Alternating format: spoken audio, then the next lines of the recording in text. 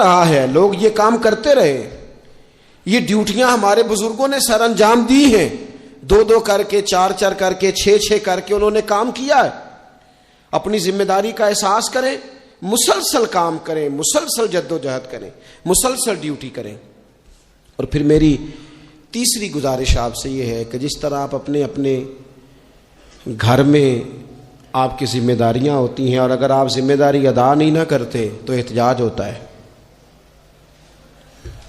ماں کو ٹائم نہیں دیتے تو ماں بھی احتجاج کرتی ہے، گھر والی کو ٹائم نہیں دیتے تو وہ بھی احتجاج کرتی ہے، دوستوں کو وقت نہیں دیتے تو وہ بھی اس کا شکوہ کرتے ہیں۔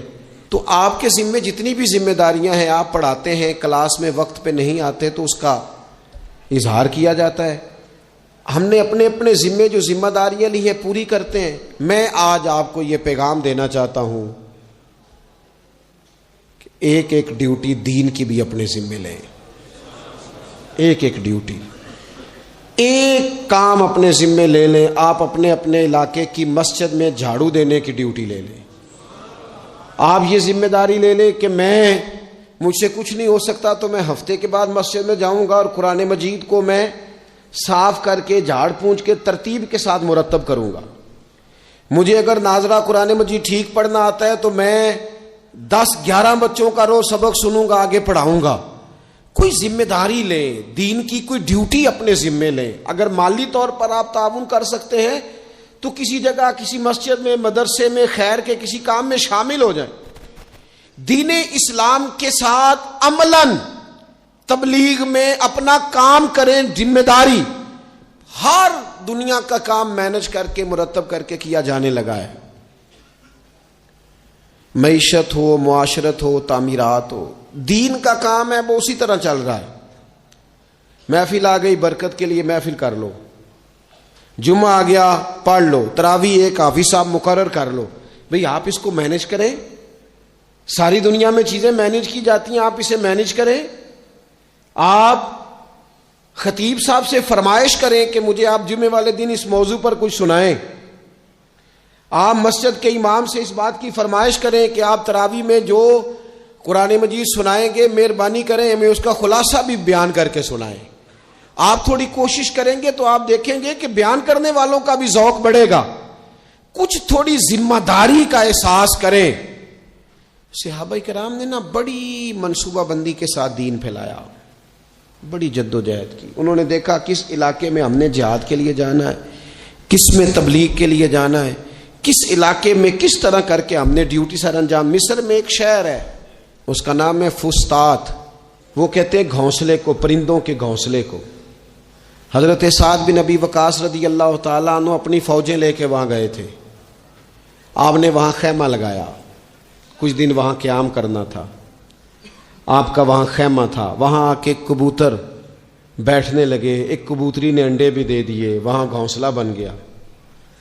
اب آپ جب وہاں سے ہجرت کرنے لگے آگے بڑھنے لگے تو دل میں خیال آیا کہ خیمے اکھاڑتے ہیں، چلتے ہیں۔ جب وہ خیمے اکھاڑنے لگے تو دیکھا اوپر تو گھونسلہ بنا ہے، اس میں تو کبوتر رہتے ہیں، ان کے بچے بھی ہیں۔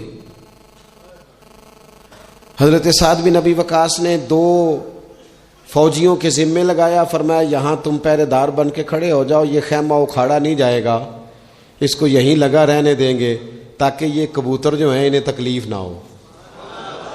وہ 2 فوجی وہیں رہے، خیمہ لگا رہا، وہاں پانی کا بندوبست کیا جاتا رہا، خوراک کا بندوبست کیا جاتا رہا۔ قریب بستیوں سے جب لوگوں نے دیکھا یہاں لوگ موجود ہیں تو لوگوں نے وہاں آ کے مکان بنانے شروع کر دیے۔ وہ ایک پرندے کے گھونسلے کی حفاظت کے لیے کچھ دیر 2 سپاہی رکے تھے، اللہ نے وہاں پورا شہر آباد فرما دیا ہے۔ تو آپ ایک گھونسلے کی حفاظت شروع کریں، انشاءاللہ شہر آباد ہو جائیں گے۔ لیکن ہم گھونسلوں کی حفاظت کرنے کو بھی تیار۔ اب چوتھی بات آپ کی خدمت میں عرض کرنی ہے، ایک ضروری کام بڑی بڑی توجہ کے ساتھ آپ نے سمجھنا ہے، تھوڑا سا اس کے پس منظر کو سمجھ لیں۔ جو آیہ کریمہ میں نے تلاوت کی ہے اس کا حصہ بھی اسی میں آئے گا۔ دنیا کا نظام 2 طریقوں سے چلتا ہے، ایک ہے نظام اسباب اور ایک ہے نظام غیب۔ ایک نظام اسباب سے چلتا ہے کہ آگ جلاتی ہے، پانی ٹھنڈا کرتا ہے، انسان ماں باپ کے ملاپ سے پیدا ہوتا ہے. دنیا نظام اسباب سے چلتی ہے اور اسی ترتیب سے نظام آگے چل رہا ہے.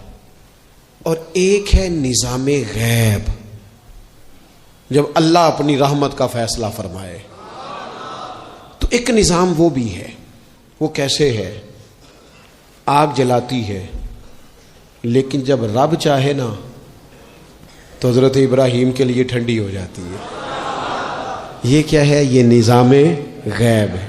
نظام اسباب یہ ہے کہ ماں باپ کے ملاپ سے اولاد پیدا ہوتی ہے، اور اگر رب چاہے نا تو حضرت عیسیٰ علیہ السلام کو بغیر باپ کے بھی پیدا فرما دیتا ہے. ہم جو مسلمان ہیں نا، ہماری ساری کی ساری توجہ نظام اسباب پہ ہو گئی ہے. اسباب پورے جمع کرو، لیکن اپنے رب کی بارگاہ کی طرف رجوع بھی کرو. کئی دفعہ نا اسباب سارے